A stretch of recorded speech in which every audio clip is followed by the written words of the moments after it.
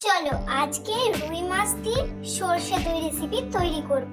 হ্যাঁ, আজ কিন্তু রুই মাছ দিয়ে সরষে দই রেসিপি তৈরি করব। তার জন্য মেন উপকরণ রুই মাছ আর তার সাথে দই। এটা কিন্তু আমি একদম ঘড়ির কাঁটা মেরে 6 মিনিটে তৈরি করব। তার জন্য সবার ফার্স্টে এই দেখো, মাছগুলোর মধ্যে আমি নুন আর হলুদ মিশিয়ে মাছগুলো খুব ভালো করে মাখিয়ে নেব। আর এই মাছগুলো কিন্তু আমি এগুলো আর্ধেকটা পিস করে নিয়েছি, এটা আমার সুবিধার জন্য। তোমরা কিন্তু মাছের এরকম পিস না করলেও পারো, কারণ এরকম পিস করে নিলে না তেল অতটা লাগে না মাছ ভাজার সময়। এবার আর কি, কড়াইয়ের মধ্যে বেশ খানিকটা সরিষার তেল দিয়ে দিলাম। সরিষার তেল দেওয়ার পরে যখন তেলটা খুব ভালো করে গরম হয়ে আসবে, তখন আমি মাছগুলো এক এক করে দিয়ে দিলাম। আর আমার না তেলে মাছ দিতে অনেক ভয় লাগে, কারণ আমার ছোটবেলায় একবার তোমাদের সাথে একটা ঘটনা শেয়ার করি, যতক্ষণ মাছটা ভাজা হচ্ছে। চলো, জানো আমাদের একবার ছোটবেলায় আমি মাছ ভাজতে গিয়েছিলাম, মানে যেটাকে বলে একদম পাকামি করে। আমার মা বারণ করছিল, তখন আমি 5-এ পড়ি। মা বারণ করার পরও আমি মাছটাকে উল্টাতে গেছিলাম, আর অনেকগুলো মাছ দিয়েছি। যখন উল্টে গেছি, মানে উল্টেতে দিচ্ছি মাছগুলো, তখন কিন্তু এই ঠিক এরকম টাইম যেমন উল্টালো আমি, মানে উল্টালো মাছগুলোকে, তখন আমি উল্টাতে যখন গেছিলাম তেলটা কিন্তু ছলকে এসে আমার কড়ি আঙুলটায় পড়ে গেছিলো, আর পুরো কড়ি আঙুলটা ফুলে গেছিলো। তো চলো, মাছগুলো কিন্তু বেশ কয়েকটা ভাজা হয়ে গেছে।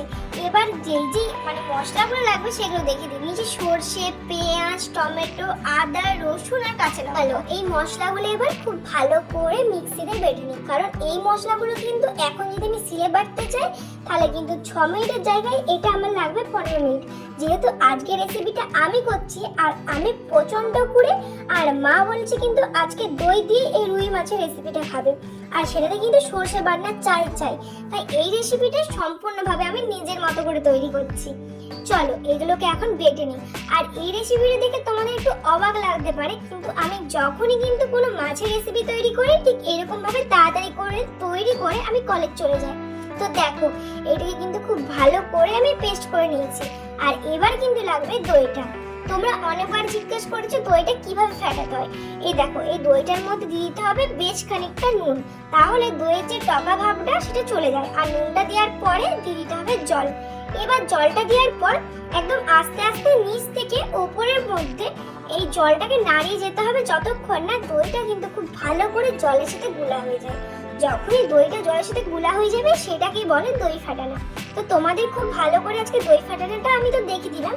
আর দইটা ফাটালে কিন্তু দই যখনটা দেবে না মশলার মধ্যে, তখন কিন্তু ওই মশলাটা একদম মানে কি বলবো সাদা সাদা ফাট বন্ধ ধরে যায়, যেমন সে ছানা কেটে যায় না, ঠিক সেরকম লাগবে। ওই জন্য কিন্তু সবসময় দই ফাটিয়ে একদম মশলার সময় দিবে। এবার আর কি, মাছগুলো ভাজা হয়ে গেছে, আর একটু মাছগুলোকে সাইড করে নেবো, মধ্যেখানে তেলটা যাতে একদম মানে তেলটা তো মধ্যেখানে থাকে। এবার যে মশলাটা আগে বেটে রেখেছিলাম, আদা রসুন পেঁয়াজ সরষা, মানে আদা রসুন পেঁয়াজ কাঁচা লঙ্কা আর সরষা, সেটার মধ্যে একটু জল দিয়ে দিলাম। এবার কিন্তু মাছগুলোর মধ্যে একদম ডিরেক্ট দিয়ে দেবো। হ্যাঁ, তোমরা ঠিকই শুনছো, একদম ডিরেক্ট দিয়ে দেবো। তোমরা ভাবছো খেতে খারাপ লাগবে, গড প্রমিস বলছি, একদম গড প্রমিস, গলায় হাত দিয়ে গড প্রমিস করে বলছি, একদমই খেতে খারাপ লাগবে না। জাস্ট রেসিপিটা একবার ঠিক এরকম ভাবে ফলো করে দেখো। আর যেই আমি গুঁড়ো মশলাগুলো দিলাম, হলুদ গুঁড়ো, জিরের গুঁড়ো, আবার দিব লঙ্কার গুঁড়ো, আবার যদি পরে লঙ্কার গুঁড়োটা লাগে তখন দিব। এবার কিন্তু আমি একটু নুন দিয়ে দেবো। আর তোমাদেরকে ঠিক যে মশলাগুলো বললাম ঠিক সেইগুলো দিবে। অবশ্যই কিন্তু আদা রসুন পেঁয়াজ কাঁচা লঙ্কা আর সরষা এইগুলো কিন্তু নিতেই হবে, এগুলোর থেকে একটাও বাদ দেওয়া চলবে না। এবার আর কি, এই মশলাটার সাথে খুব ভালো করে এই মাছগুলোকে এবার কষাবো। আর এইটা খেতে এত ভালো লাগবে না, তোমাদেরকে আর আলাদা করে মাছ কড়াই থেকে তুলে আর নাড়িয়ে চাড়িয়ে মশলা কষিয়ে মাছ দিতে হবে না। তো আমি একটু মশলাটা চেখে দেখলাম, যেহেতু দই দেওয়া আছে আবার টমেটো দেওয়া আছে, ঠিকঠাক করে ঝাল আর নুনটা হয়েছে কিনা। দেখলাম নুন আর ঝালটা বেশি হয়নি, তাই আবার একটু নুন আর ঝাল দিয়ে দিলাম। এবার বেশ খানিকটা জল দিয়ে দিলাম। যে বাটা মশলাটা বেটে রেখেছিলাম সেই মিক্সির জলটাই একটু বেশ খানিকটা দিয়ে দেওয়ার পরে এখন কিন্তু দিয়ে দেবো দইটা। এবার দইটা দিয়ে দইটা খুব ভালো করে মশলার সাথে মিশাতে হবে, একদম গ্যাসের ফ্লেমটা লো রেখে খুন্তিতে নাড়িয়ে। এবার চলো 5 মিনিট পর দেখো কি সুন্দরভাবে মাছটা ফুটে এসছে, আর কালারটাও কিন্তু খুব সুন্দর লাগছে। কোনো রকম ফুড কালারও ইউজ করিনি, তোমরা তো দেখলে। এবারে এর মধ্যে দিয়ে দেবো বেশ খানিকটা কাঁচা লঙ্কা, ওই 2 থেকে 3টার মতো, আর দিয়ে দেবো ওপর থেকে সরিষার তেল।